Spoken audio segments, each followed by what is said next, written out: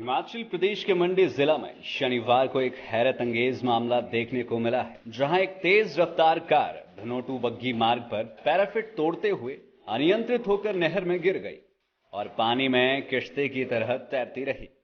वहीं मौके पर मौजूद लोगों द्वारा नहर में तैरती हुई कार का वीडियो बनाकर वायरल कर दिया गया। इस घटना को देखकर मौके पर मौजूद सभी लोग हैरान थे।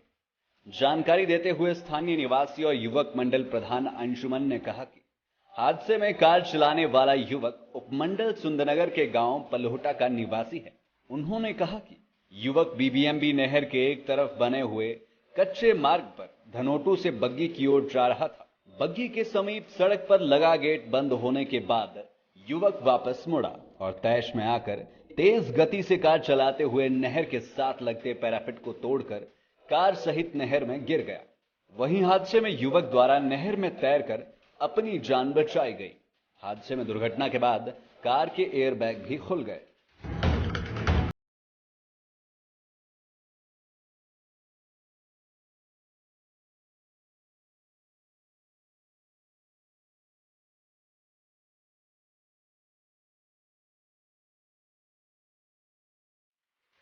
लाइव टाइम्स टीवी के लिए सुंदरनगर से नितेश सैनी की रिपोर्ट।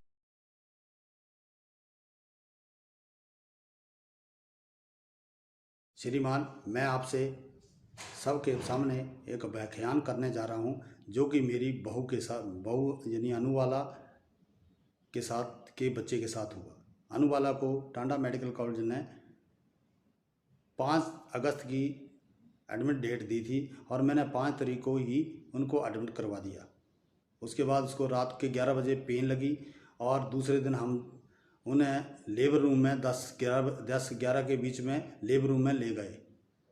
उसके बाद थोड़ी देर में, मतलब तकरीबन 1:30 बजे लगभग मुझे बुलाया गया और डॉक्टर ने पूछा कि हम इनको पेनलेस इंजेक्शन दे रहे हैं, जिनके कारण कोई नुकसान नहीं होगा और उसके फ़ायदे गिना दिए। और मैंने बोला, डॉक्टर्स जो भी करना करिए, मेरा जच्चा और बच्चा दोनों सही रहना चाहिए। और बोला, अंकल कोई भी प्रॉब्लम नहीं आएगी, हम लोग बच्चे का पूरा जिम्मेवारी लेते हैं।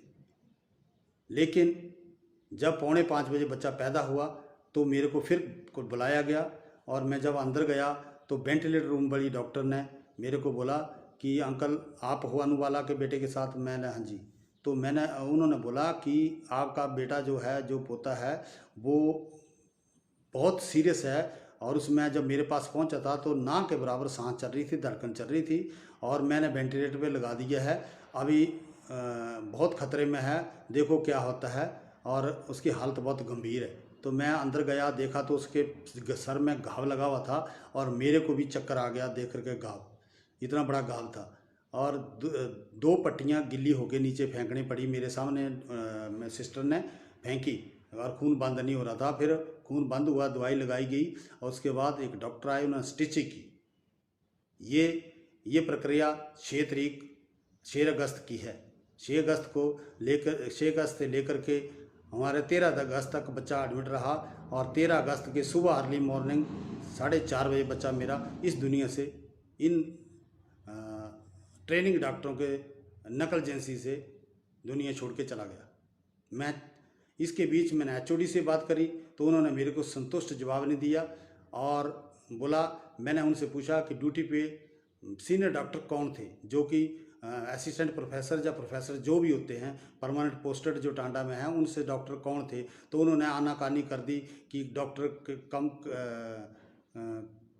डॉक्टर किशोर या कुछ ना, अशोक बताया कि अशोक जो अपने ऑपरेशन थिएटर में थे, बाकी वहाँ ये एसआर ही करते हैं। तो मैंने उनसे पूछा कि एसआर के पास क्या अथॉरिटी है कि आपको जो मेडिकल सर्टिफिकेट दे चुके हैं, नहीं है, टेस्ट पास किया। तो ये तो गायनी अभी तक बने नहीं है, तो आपने उतनी बड़ी रिस्पॉन्सिबिलिटी, यदि नॉर्मल केस हो तब तक करवा लेते हैं, लेकिन यदि क्रिटिकल केस हुआ तो आपने ये ऐसा क्यों किया।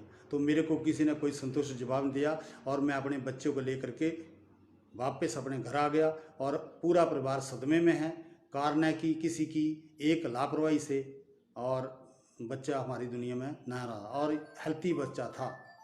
तो मैं चाहता हूं कि आइंदा मेरे बच्चे को इंसाफ मिले और उन डॉक्टरों को जताया जाए और आइंदा ऐसा ही कार्रवाई किसी के साथ ना हो, क्योंकि छोटी सी लापरवाही किसी के ज़िंदगी लेके जा सकती है। और ये कारण लापरवाही के कारण ही हुआ, क्योंकि सिर में इतना बड़ा घाव लगना, ये कोई मेडिकल रीज़न नहीं बताया किसी ने, और किस कारण से लगा ना ही मेरे को संतुष्ट जवाब दिया किसी।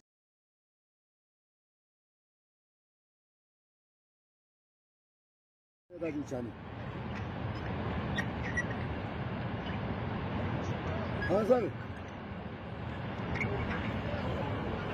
ये झूठा नाला नहीं है, झूठा नाला उसके सीधा नीचे।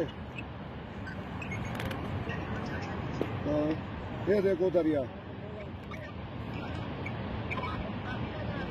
बहुत ज्यादा 2 घंटा रुका रहा दरिया। अब खुल गया देखो।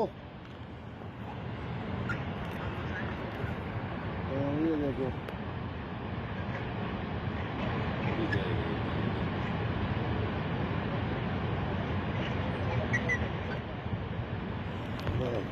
बस करेगा। मैं जो ताकत है क्या मैं जानी tema vinto con la lettura gaya खाना देते दे तारगढ़ गया तारगढ़।